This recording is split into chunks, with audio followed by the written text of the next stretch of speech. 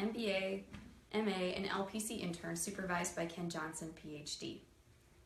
I'm excited to be back with you this week and to talk about our overall topics for the month of October, where we'll be hitting on work transitions specifically.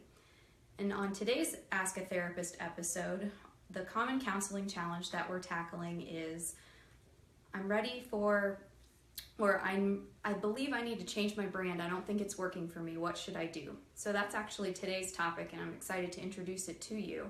Before we go there, I want to recommend or remind everybody listening that if you visit my website and subscribe to that on my blog, within the next several days, I'll actually offer you a special infographic, and I'm going to pull it up in just a moment, that walks you through the career management process. And here's a quick snapshot of what that looks like. So it goes back to the topic we covered last week, which was I'm ready for a new job or career. Where do I begin, or where do I start? So that infographic answers those three questions we covered last week.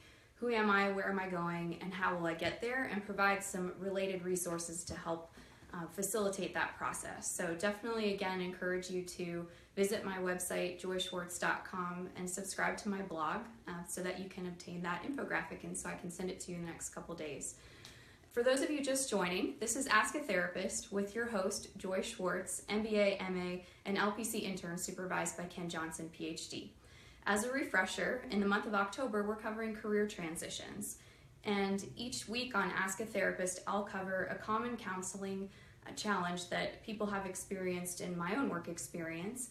And over time, we'll address questions or comments from the audience. And as a refresher, today's topic is, I don't think my personal brand is working for me. What should I do? And so this is a common counseling challenge that I've encountered with students and professionals alike. And it takes a high degree of self-awareness to recognize that your brand isn't working for you.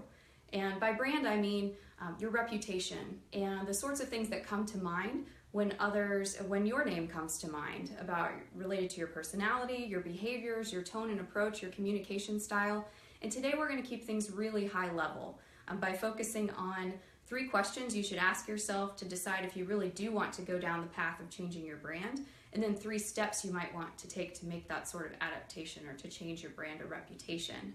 And if you're not sure that your brand isn't working for you, there's a couple things to think about. And it may come in the form of being left out of key conversations, not getting selected for opportunities for which you believe you're qualified, and potentially also being left out of or having your comments or your ideas left behind or disregarded by your colleagues in conversations and meetings. So those are just a few signs that your brand may not be working for you.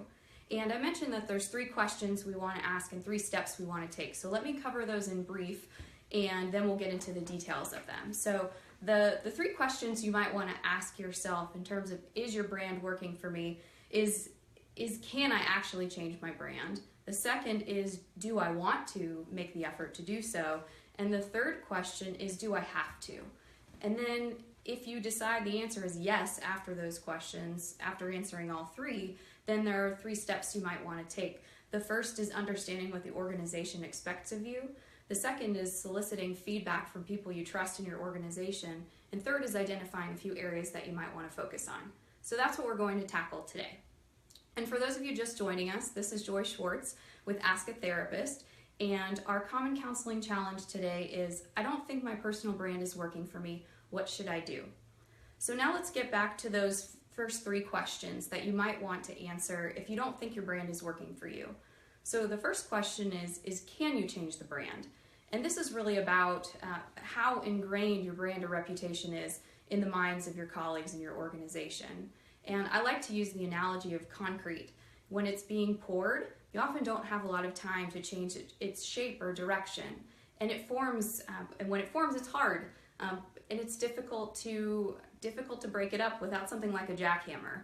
So if you think that knowing what you know about your organization, that it might take a jackhammer to change others' perceptions of you, you maybe need to ask yourself, is it even worth it to go down that path? Or can I even change the perceptions if they're that ingrained? So that's question number 1. Question number 2 is do you want to? Do you want to go down the path of adapting your brand? And it comes down to the question of adaptation. And an executive coach and consultant friend of mine were talking about this recently, and we used the analogy of paper dolls. So changing the outfits or the styles for the different situations. And so rarely in an organization do we get to be our true selves all of the time, but it's important to you to determine how important or how critical it is to you personally to be that authentic self. And are you okay with just being your true authentic self in front of your boss or your direct reports or maybe one or more of your peers? So answering that question for you is going to be important. Do you want to go down that path? And then the third question is, do you really have to change your brand or adapt in order to progress in your organization? And the way I like to think about this is in a few ways. If you are going broader and trying to obtain experiences across different functional areas, or if you decide that you're going deeper and you want to deepen your functional expertise, maybe you don't need to adapt your brand or your reputation in order to be successful, so long as it doesn't adversely affect your compensation or you're being selected for some of those broader or deeper opportunities. But then the other thing you need to think about is if you want to go higher in your organization and rise up the ranks, then what others think of you and their perceptions become increasingly important. So that may be the type of situation where you think about, do I need to change? And the answer might be yes. So if you get through all three of those questions, can I change? Do I want to change? And do I have to change? And the answer is a resounding yes, then you probably want to proceed forward with the steps we're about to talk about. So again, those steps are, we'll go one at a time. So the first step is to understand what the organization expects of you and what those success factors are. And if you're lucky, your organization has an established competency framework or a set of expectations for leaders or your particular role or even success profiles. But most of us aren't that lucky and we have to learn through observation. So what I strongly recommend doing is identifying people who are viewed as successful in the eyes of your organization and observe what they say and do and how those behaviors are rewarded. And there are a couple different ways to think about that. One of them is to think about, do they remain calm, cool, and collected, or do they get really fired up and excited when they're energized or upset about something, and how is that perceived? Another way to think about it is how they spend their time. Do they tend to spend their time with their team, or do they tend to spend their time with internal or external customers? And then also you could think about, how do they influence? Do they tend to influence with facts and numbers and quantitative data, or do they influence with emotions and ideas? So those are the sorts of things you might want to start to take note of as you're making those observations.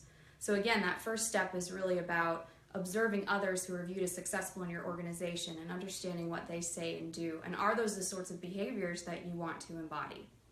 The second question, as a refresher, is to ask for feedback. And so, and that's direct and honest feedback about your brand and reputation, whether or not it's working for you.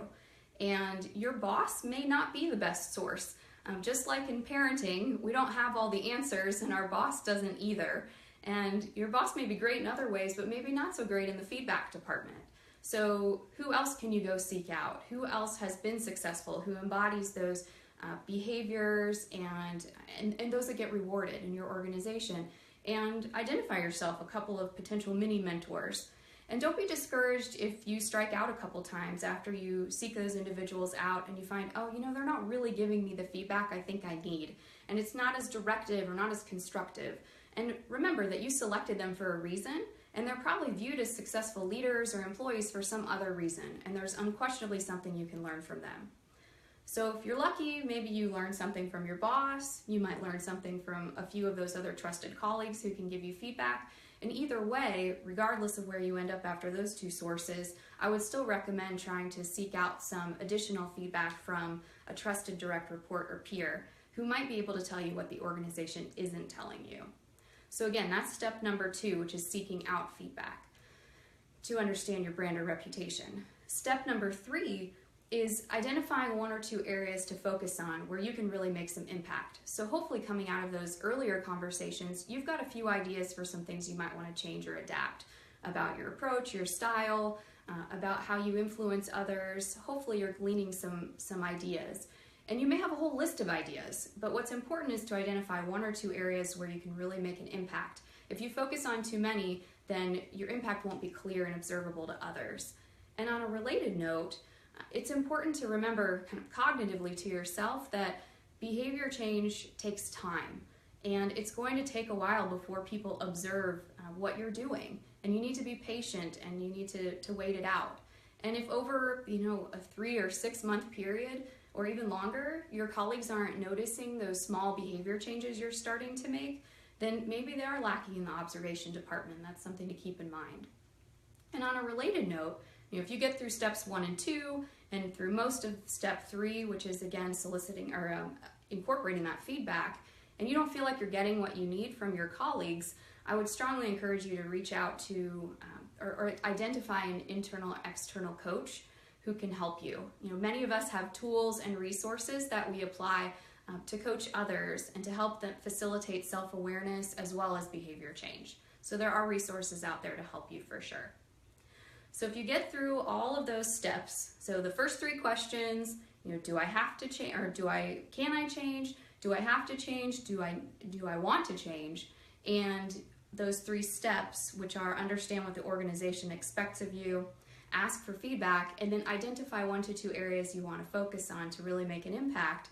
You get through the end of that whole process and you say to yourself, I've evolved so much and I'm not sure this organization realizes it, or I just think it would be too exhausting to have to go and change my brand and adapt given where I am and where the organization is, and that's okay. And maybe it is time to move on. A wise person once said to me, sometimes we just outgrow organizations or companies. And if that's the case, then I would definitely encourage you to check out my website, joyschwartz.com, and review what we covered last week in the Ask a Therapist episode and my blog, which was the Common Counseling Challenge.